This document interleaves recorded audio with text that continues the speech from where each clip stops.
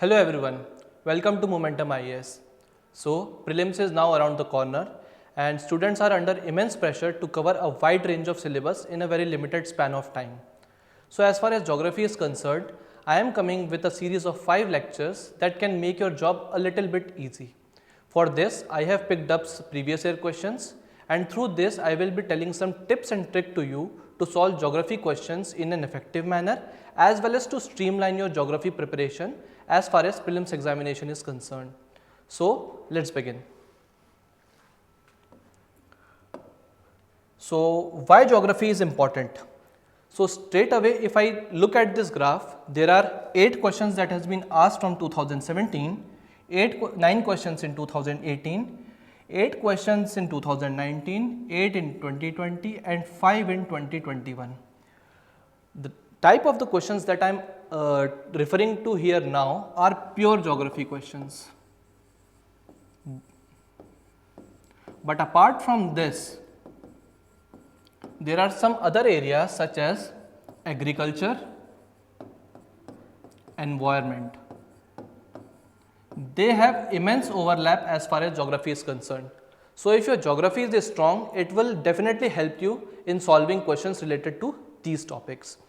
So, I will be taking first questions from 2021 and topic by topic I will be telling you some tips and tricks as well as the way in which that particular topic can be approached to finish it in a very limited span of time.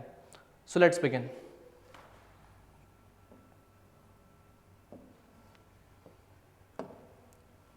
So, I will be beginning with 2021 questions. Let us start with question number 1.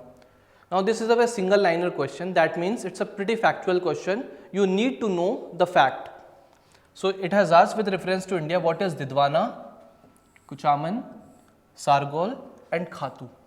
What are they? Now, in this scenario, there is no trick of elimination that can be applied.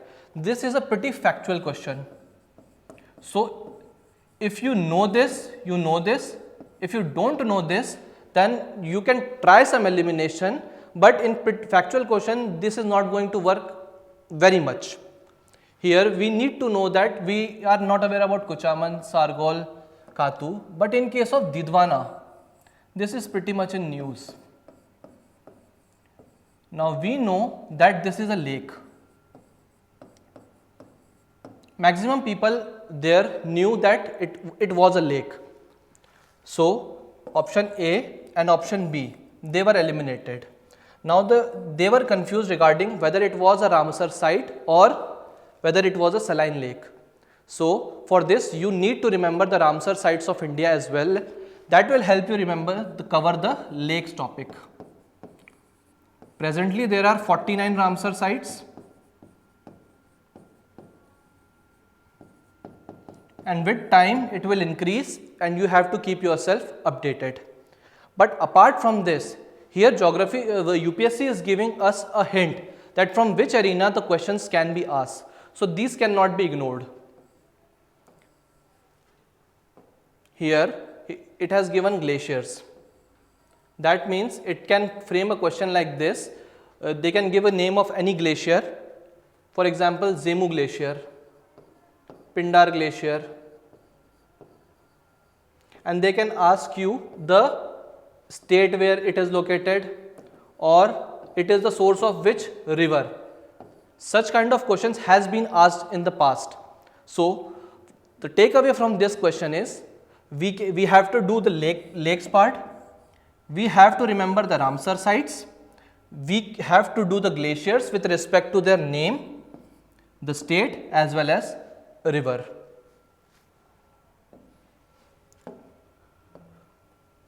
Now, this is a slide that shows the Ramsar wetlands of India. I exactly don't remember, but 2-3 years ago, a question on Ramsar sites, not on the sites, but the concept of Ramsar was being asked in an environment question in prelims. And again, the reference was shown in the previous question. So, in any ways, Ramsar sites become very important for us.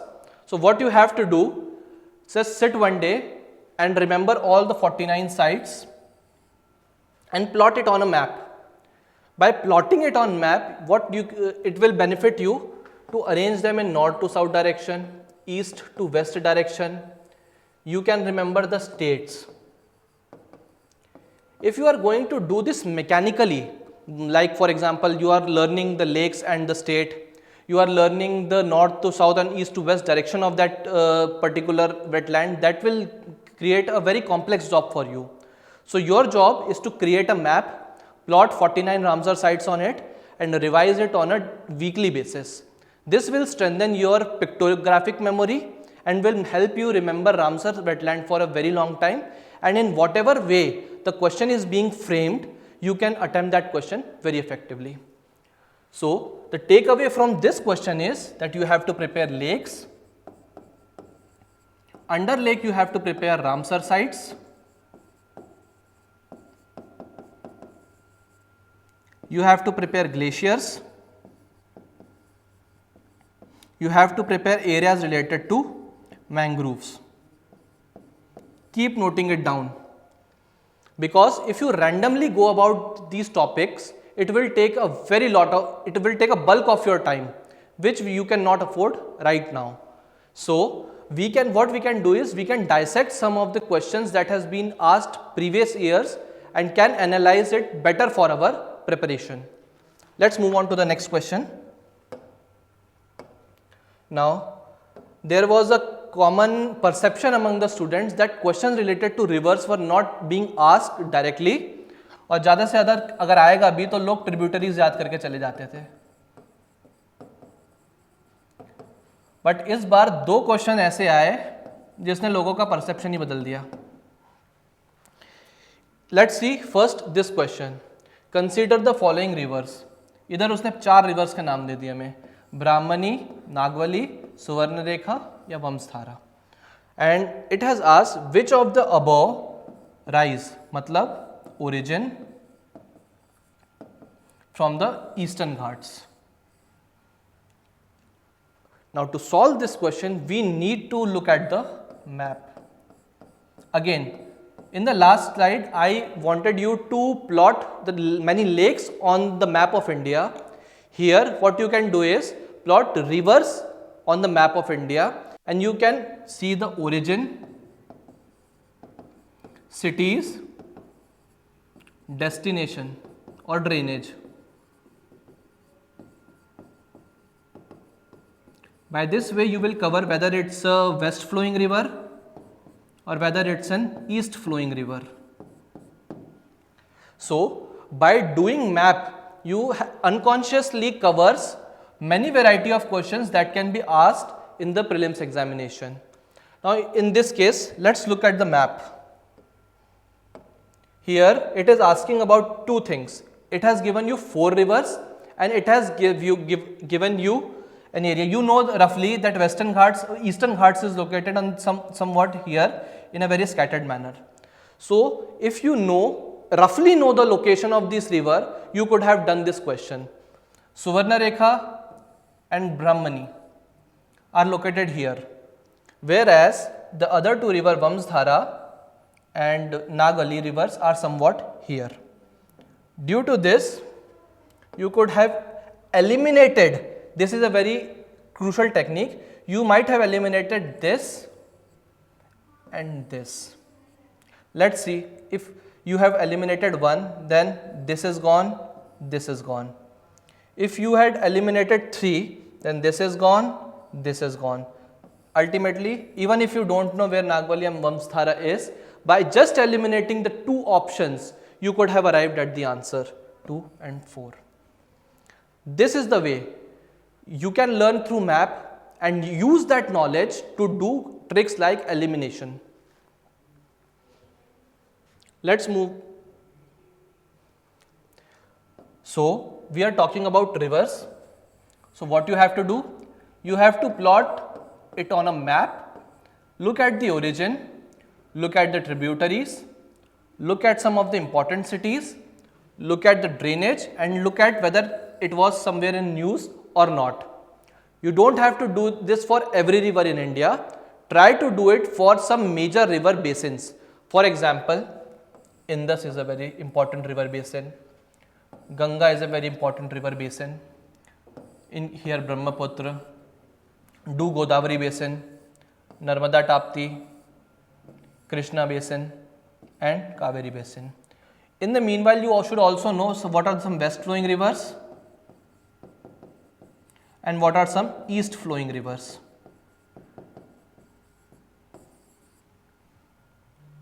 You don't know from which area the UPSC is going to ask the question. So by this way, you can comprehensively cover a single topic through multiple dimensions. That can help you tackle any type of question that is being thrown by UPSC. Now, what I was talking, that you have to prepare a river system. An exact question based on a river system was asked here. And it would require a complete knowledge of this system to answer this question. Now, Indus along with its 5 tributaries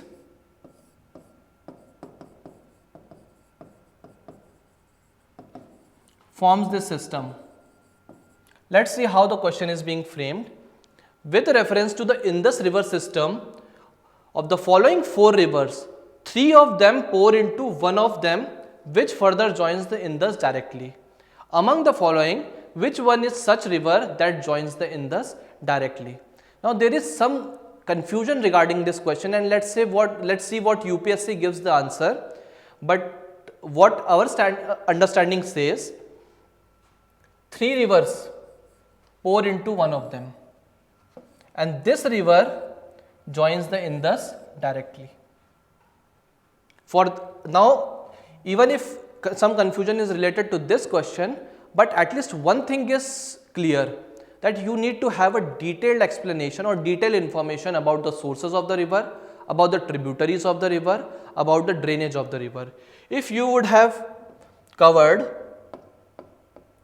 these 3-4 things with related to rivers, then you could have easily solved this question, or at least eliminated at least the 2 options like Ravi and Jhelum. Let's see how you could have eliminated them. Now this is a river system.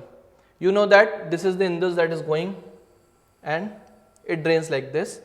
These are the 5 tributaries that you should remember: Jhelum, Chenab. Now look, this is the main Chenab stream. First Jhelum enters into this, second Ravi enters into this, and then confluence of Satluj and Beas enters into this, and this 3 stream further enters into the Indus river. So like this, you have to prepare the other river systems of India as well. For example, Brahmaputra, Ganga, Godavari, Kaveri. At least do the major 20 basins that we have in India. This will help you to cover river comprehensively. One additional thing, while doing rivers origin, try to club the glacier that it comes from and the associated river. This will help you to club 2 topics.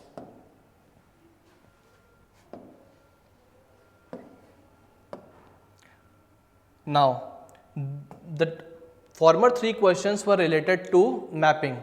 Now this is a pure conceptual question in geography related to a topic called oceanography.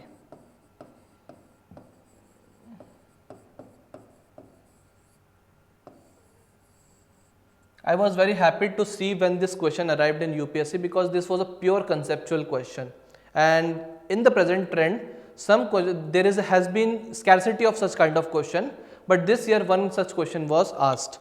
What does it say?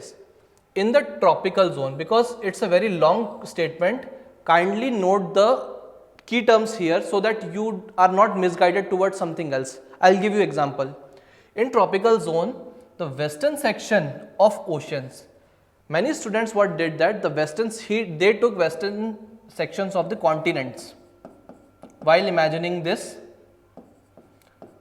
So whenever such questions are asked, try to plot a rough map of the world.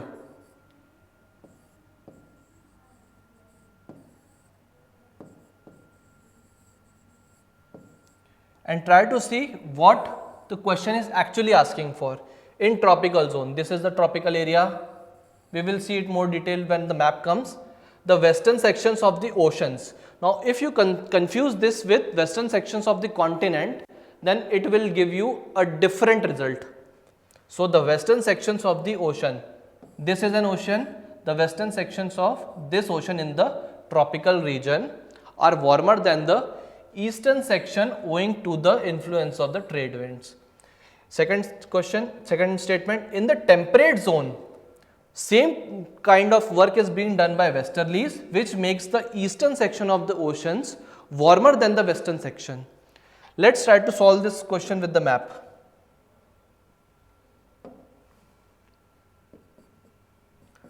This is roughly our equator. Here we will see the trade winds.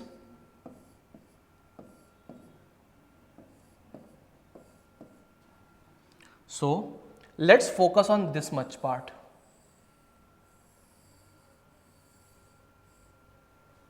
Now, the trade winds, what they do, they take away the water from here, because suppose this is the water region, this is your continent. Now, if wind flows from this direction, it takes away this water, and the water from bottom comes to the top. This phenomena would be called as upwelling. This brings cold water to the surface. Now, this cold water creates cold conditions on that coast. Now, similar is the case with the westerlies. What westerlies do? Westerlies do the same thing in the temperate region. They takes away the water from here, so making this area a little bit colder. So, as far as both the statements are concerned, they both are correct. So, answer is the C. The takeaway from this question was, while solving such questions, please try to draw a map so that you can visualize them in an accurate way and not make mistakes like some of the students did here.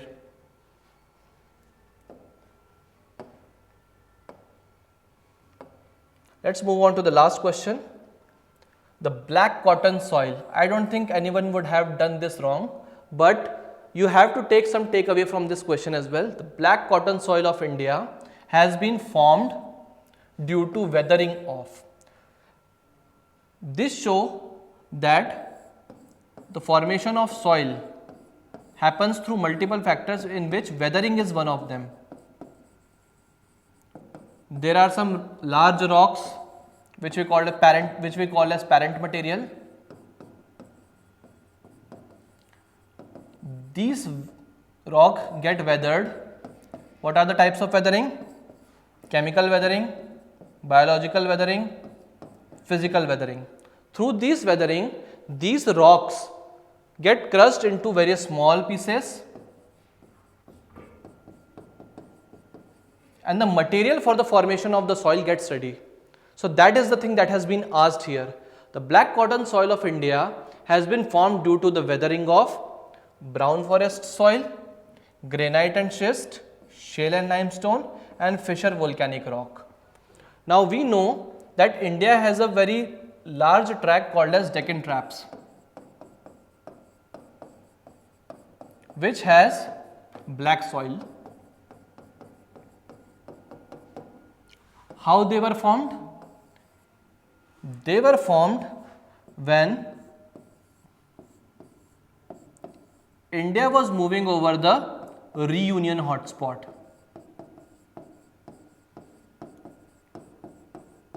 Now, over the hotspot, some fissure volcanic rocks get deposited into that area, and when they are crushed over a period of time, results into the formation of black cotton soil. Though it was an easy question, but there was some foundation related to this. You need to know such kind of history, because this can also be asked in the mains examination. So, what are the takeaways from this question? You have to do the soils. What can you do? You have to do the types of soil, you can do the distribution of the soil, you can do the properties, issues and some contemporary thing related to desertification. UNCCD COP14 that happened in India. Here I have given you a map of major soil types and their distribution.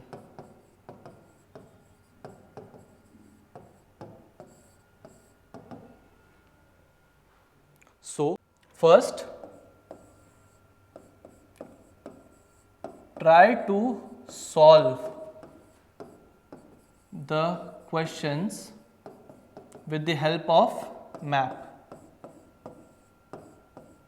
This will help you to retain the things for a very longer time and will make you more accurate and comprehensive. Map. Second, make PYQ your reference.